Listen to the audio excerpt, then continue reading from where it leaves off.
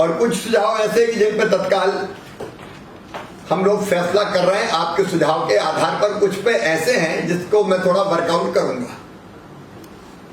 एक विषय आया है शादियों का, और दोनों तरह के विचार आए हैं, क्योंकि शादियां कोई बरसात में हो नहीं पाएगी, मुहूर्त सीमित हैं, और हर एक ने कहा कि नहीं शादी तो होना चाहिए। ये भी कहा कि सावधान रहना चाहिए, संख्या बहुत नहीं बढ़ना चाहिए। लेकिन मैं भी ये मानता हूं कि रीजनेबल होना चाहिए, और मैंने पिछले महीने कहा भी था बच्चों से कि चिंता मत करो, अगले महीने शादी करवाएंगे।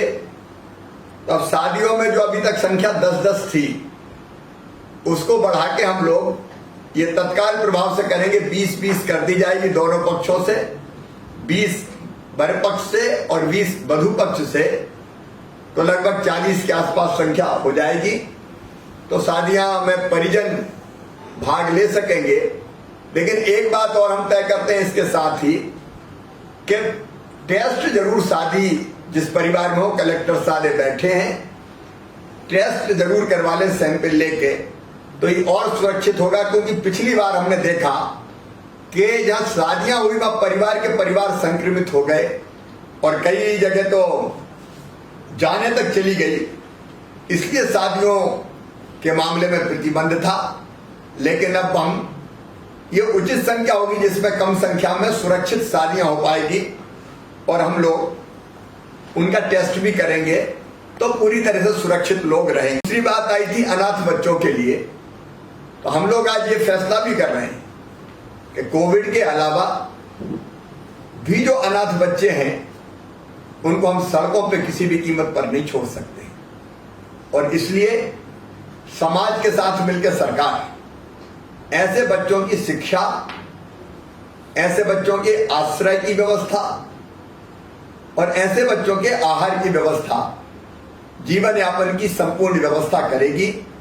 इसके लिए बहुत जल्दी हम एक योजना आपके सामने रखेंगे। कुछ जिलों ने बहुत अच्छी पहल की है, चर्चा में ही बताया कि अनाथ बच्चे हैं, तो कुछ जैसे मंदसौर ने पैसा इकट्ठा किया।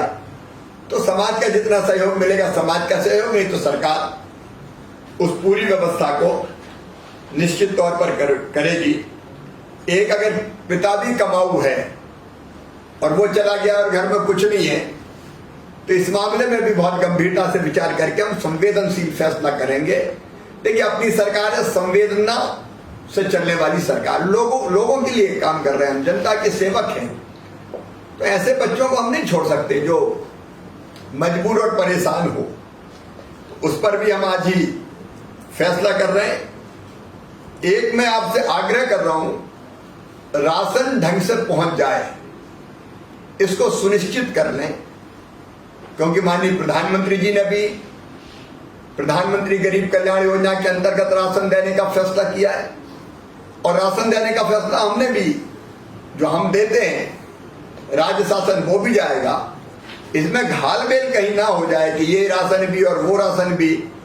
तो इस पे आप सबका सहयोग मुझे चाहिए। मृत्यु के बारे में कई लोगों ने ये बात कही है कि वो सर्टिफिकेट की बात आती है, हम बहुत गंभीरता से चर्चा करेंगे, लेकिन कोई सर्टिफिकेट जैसी बाधा पैदा ना हो, इस पर बहुत गंभीरता से कल मैं मंत्री समूह के साथ भी चर्चा और बातचीत करूंगा।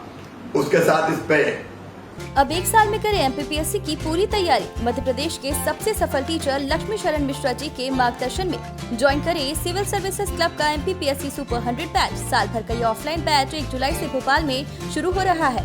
इस बैच में सीटें हैं केवल 100, साल भर की फीस है केवल 30,000 रूपए, और एडमिशन होंगे 1 जुलाई 2021 को सुबह 7 बजे से। कॉल करें 7747068666 पर।